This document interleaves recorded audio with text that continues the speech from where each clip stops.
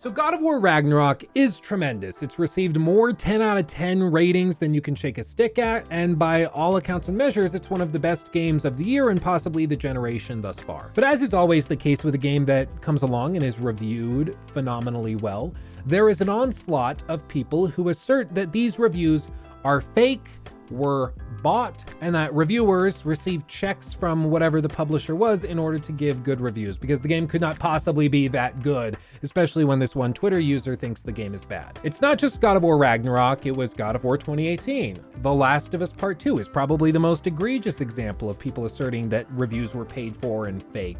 Or even Elden Ring, with people saying, I don't like the game as much as everybody else, so therefore the reviews were fake. And I want to just deal with this up front, because on the one hand, I think there is something to be concerned about with regards to reviewers perhaps treating some games with kid gloves.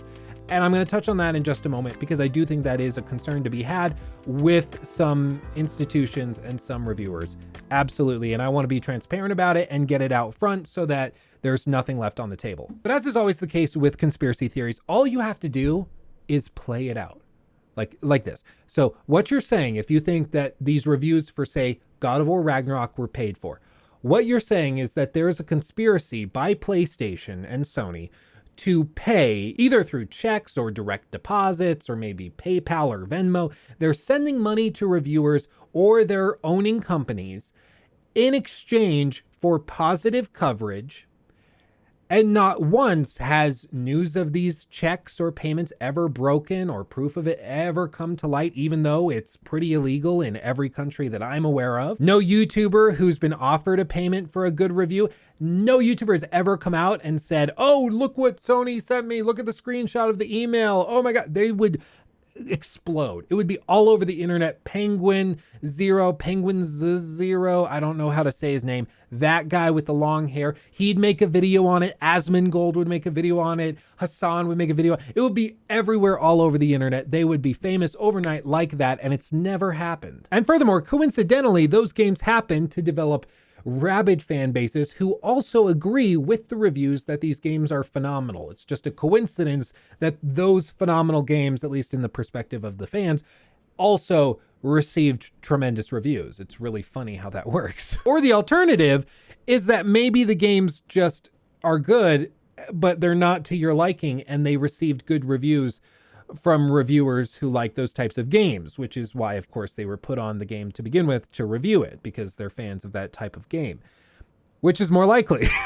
And I know some people are memeing when they say, lol, paid for review, L take, blah, blah, blah. I get it. That's obviously a thing for some people, but I'm all too familiar with lots of people in the YouTube comment section, over on Reddit, Twitter, even in our Discord, who come in and unironically think that PlayStation or Xbox or whoever are writing checks for good reviews. So just to get it out of the way up front, no, that doesn't happen. And honestly, if PlayStation or Xbox or any company were to ever come to me and ask me if I would accept 10 grand or 50 grand to give this game a good rating or something above like a 9 out of 10 or something, I would immediately screenshot that email and I would push it all over the place, because that is extremely unethical, borderline immoral, and it also, let's be honest, would be far more beneficial for me to just transparently come out and be like, hey guys, look at this screwed up thing that they're trying to do, and then get it distributed and syndicated. The attention would be worth way more than whatever check they could write me, which again is proof positive that it just isn't a thing. Otherwise,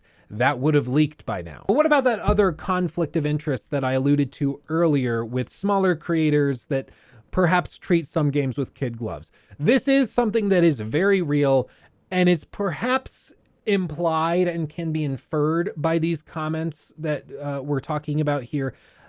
But I want to be precise when we discuss them, because this, of course, has broad implications for the industry and for games reviewers. So let's be precise here. What I'm referring to are instances where reviewers don't treat games as critically as they should, for any number of reasons. The two most prominent that I would point to would be, for one, rabid fan bases that perhaps wouldn't respond too well to negative reviews. Or like this instance from just the other day, where a reviewer received death threats after giving God of War Ragnarok a 6 out of 10. It's insane that reviewing a video game could lead to death threats, but you know what? Here we are. It's 2022. What did I expect? So in these cases, reviewers don't want to give the game a seriously critical score or tear it apart in their reviews because they're worried that they might suffer some of the worse ramifications that the gaming industry has to offer for being critical of a highly anticipated and hotly debated title. And obviously, I think this is horrible, and hopefully most of you guys agree with this too. Reviewers shouldn't have to worry that their personal safety is being put in danger because they have a negative opinion of a video game that you might like. That's insane, and we as an industry should do better. I can't believe I have to say that, but hopefully we can all agree that this is one-off, like a crazy person, and that this is not tolerated. Like, let's just agree with that and move on to the next point. The second thing that I think is just as likely to, let's say, harbor generally positive or reviews that lack negativity and critical evaluation would be a general fear of losing access. You see, it's extremely difficult to get on a list for PlayStation or Xbox. Even Ubisoft and companies like that are very, very careful and precise with who they let into the review process and who they put on that list to get review codes early. And if you're a small publication with maybe a few tens of thousands of readers, or you're a YouTuber with 50 to 100,000 subs, getting on that list for the first time is a major accomplishment. And inevitably, when you get the review code, there's this nagging thought that if you're overly negative or critical, maybe the publisher won't send you a review code again, because why would they when they could send it to somebody who's going to be positive? And I'm not going to name any names because I can't read anybody's mind, but I've seen reviews from YouTubers or news sites where I'm like, like you outlined a bunch of negative stuff about the game and then gave it an 8, or a bunch of negative stuff you hated about the game and you gave it a 9. Like, it's a little sus. That's weird. Something's not right. Something's fishy, but whatever. I can't read your mind. I don't know exactly whatever. But the reason I'm more inclined generally to give reviewers the benefit of the doubt and assume that they are honestly giving a fair score based on their personal opinion, because again, that's what reviews are, personal opinions from the reviewer's perspective. I give them the benefit of the doubt simply because being blacklisted for a negative opinion of a video game is like extremely rare. I mean, honestly, I can only think of one example of a young man who was running a YouTube channel back in 2018 while he was in college, just for fun. And when Fallout 76 came out, he made a couple of videos explaining how Bethesda Softworks and Bethesda Game Studios were sort of evil and borderline criminal and possibly the spawn of Satan himself, because they took advantage of their customers, sold a broken product, and continued to scam them with things like the canvas bag situation and the Fallout rum, which they refused to apologize for. And as a result, he cannot get any emails responded to by them, even though he's tried 5 different email accounts. They can't all possibly be going to spam, but for some reason they just act as though they are going to spam and don't respond to him. I've heard of that happening.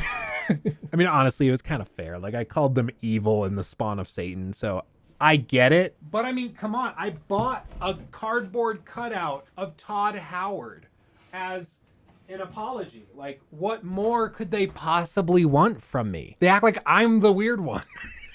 No, but seriously, like, that's the only instance I can think of or am aware of, even, not just me, but with other YouTubers as well, where negative opinions of something has directly led, as far as I can tell, to a lack of communication on the part of a company, where they just like cut me off and don't want to talk to me. I've heard, I guess, with like journalists, it happening with like Jason Schreier. Bethesda won't talk to him after he leaked a bunch of stuff about like Fallout 4, for example. So I've heard of that type of thing happening, but as far as reviewers are concerned, it's extremely, extremely rare. And to their credit, a lot of other studios and publishers openly say that they want you to be as critical and as clear as you can be with your opinion of whatever game you're reviewing. I would show you, but I can't because of NDA, but in the packet I got to review God of War Ragnarok, when it describes all of the embargo information, what you can and can't show to avoid spoilers for fans, all of that stuff, in big black print at the bottom of the page on the very front, it says, be honest and clear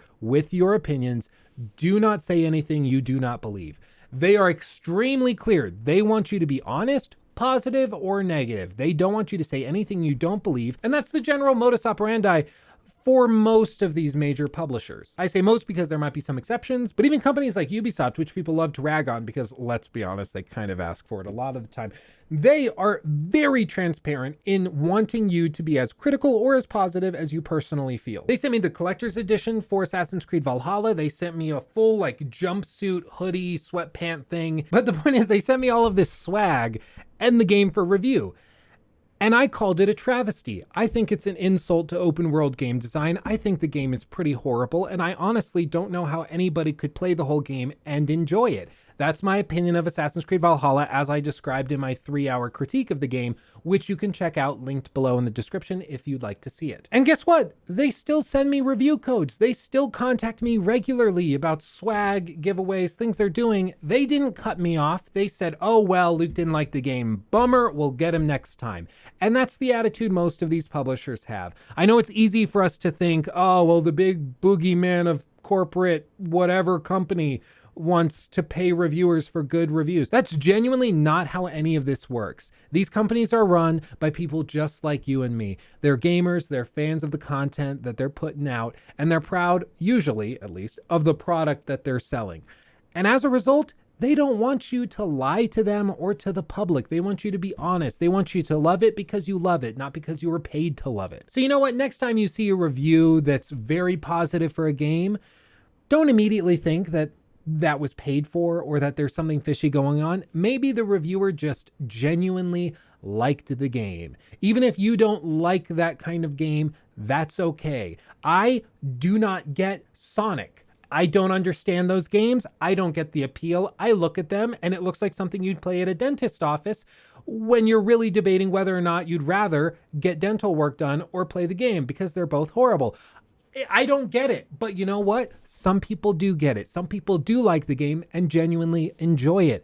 I'm not one of those people. I don't think those reviewers are lying when they say they like the game. I just think, well, you know, I'm glad they like it. Oh, well, it's not for me. And listen, I know that 99.9% of you guys out there watching this video right now are not the types to just blindly assert that reviews are paid for. Almost everybody out there is smart enough to realize that that's not the case. And a lot of the people that are saying that are joshing around and are kind of kidding and like half joking when they say it. They don't really mean that a check was written for this review. However, some people do mean it. And then at the same time, some people make death threats if you give a game a review that you don't agree with. And just in general, I think as an industry, we need to be aware of this craziness and we need to stamp it out. And more generally, I think the best asset for dealing with ridiculous things is mockery and laughing and fun.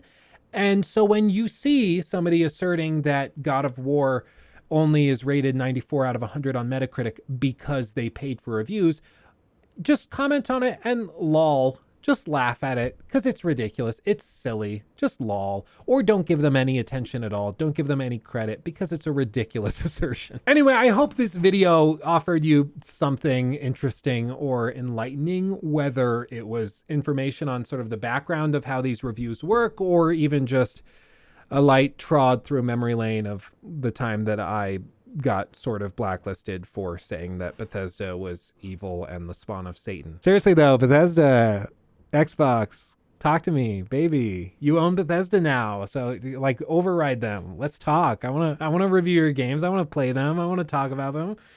Just because Todd doesn't like me because I have a cardboard cutout of him doesn't mean that we can't be friends. I get it. This is weird. I don't know what I would do if I found out that one of you guys owned a cardboard cutout of me in your basement. Like, yeah, it's weird, but I mean, just look at him.